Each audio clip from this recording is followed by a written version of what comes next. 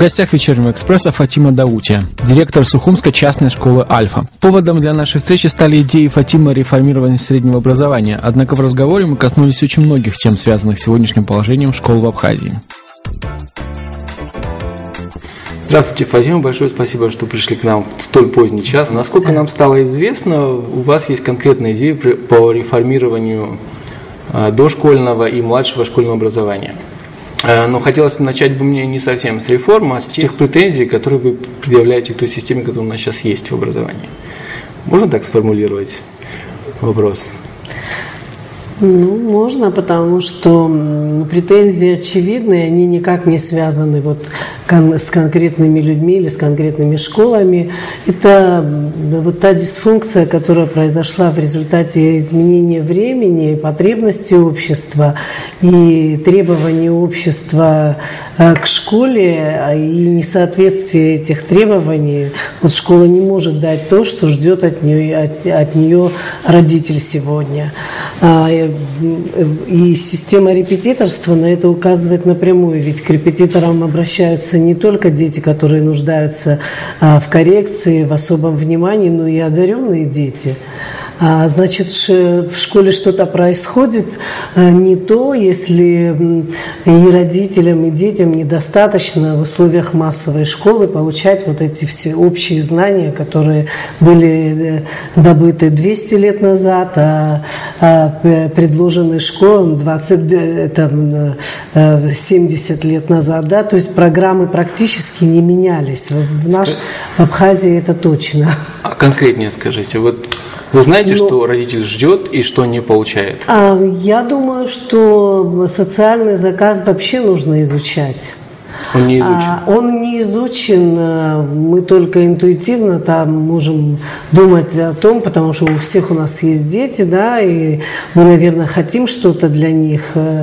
Но сегодня успешные оценки в школе и даже успешное окончание вуза не гарантирует тебе успех в жизни. Но я вообще считаю, что сегодня сами дети тоже не способны учиться так, как учились раньше. Да. Почему? Потому что у них какое-то клиповое мышление, они очень быстро соображают, у них какой-то практический склад ума, который очень сильно разнит их с преподавателями. То есть это люди разных поколений, разных формаций и разных эпох, если хотите. Как тогда делать, чтобы детям преподавали дети? Учителя должны перестроиться, они должны понять, что сегодняшний, допустим, шестилетка, через 10 лет у него будут определенные потребности. Я думаю, что вообще нужно начинать с конца.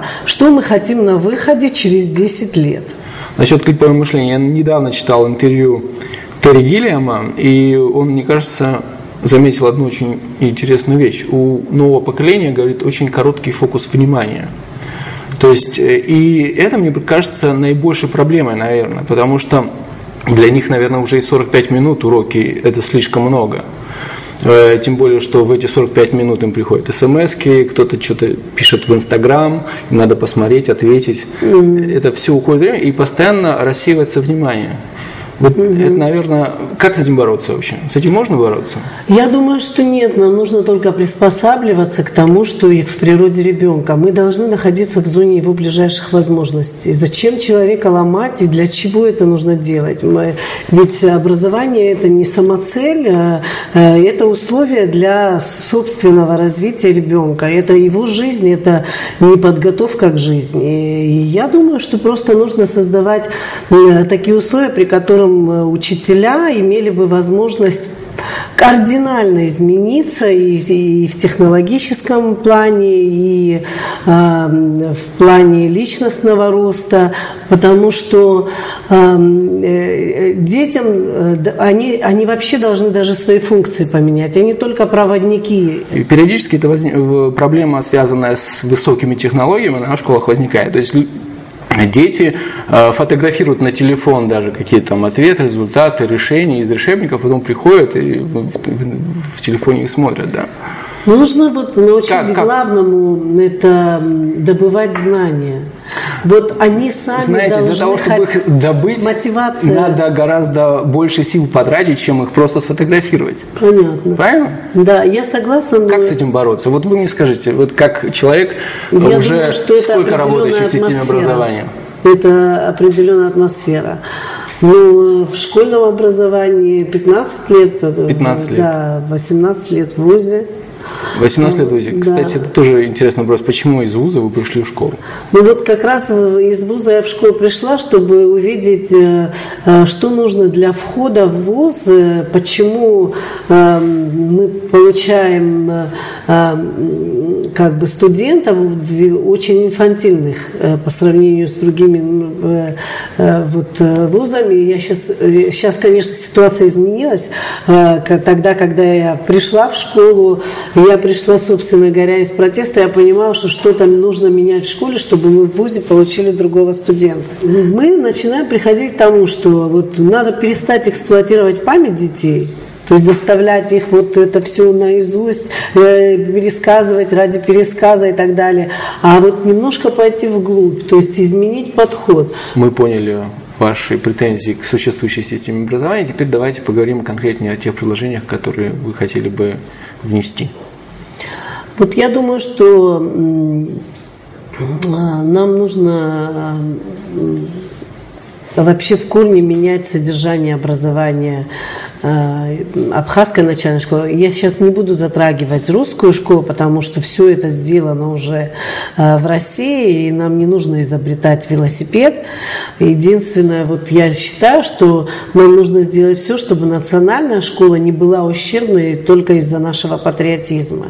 Нужно сделать так, чтобы дети, которые учатся на абхазском языке, чтобы они имели те же компетенции, те же знания и понимание, обучающиеся в русскоязычной школе, чтобы они по дороге не теряли информацию, чтобы они развивались в соответствии со своим возрастом и временем.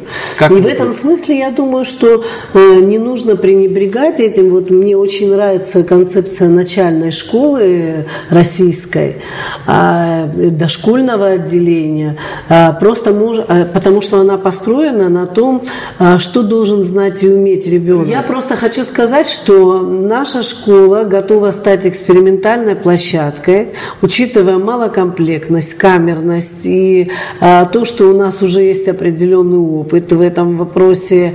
Мы бы могли взять на себя функции по изменению, как альтернативному, по созданию альтернативных каких-то учебных пособий для существующей начальной абхазской школы и дошкольного отделения. Я предлагала, у нас есть обращение, до этого я предлагала на самом высоком уровне и президенту Багапши, и Анквабу мы писали, но сейчас я вот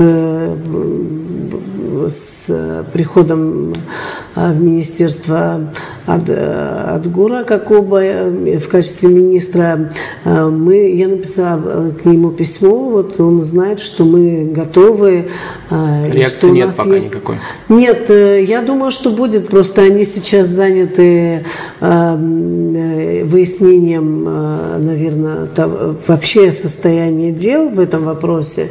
И думаю, что в любом случае в этом смысле нас игнорировать просто было бы неправильно, потому что очень много наработок у моей команды, и нужно было бы ее использовать. Зачем искусственно создавать там какую-то экспериментальную школу? Спасибо вам большое за то, что пришли к нам. Напомню, что у нас в гостях была Фатима Даутия, бессменный директор частной сухумской школы «Альфа».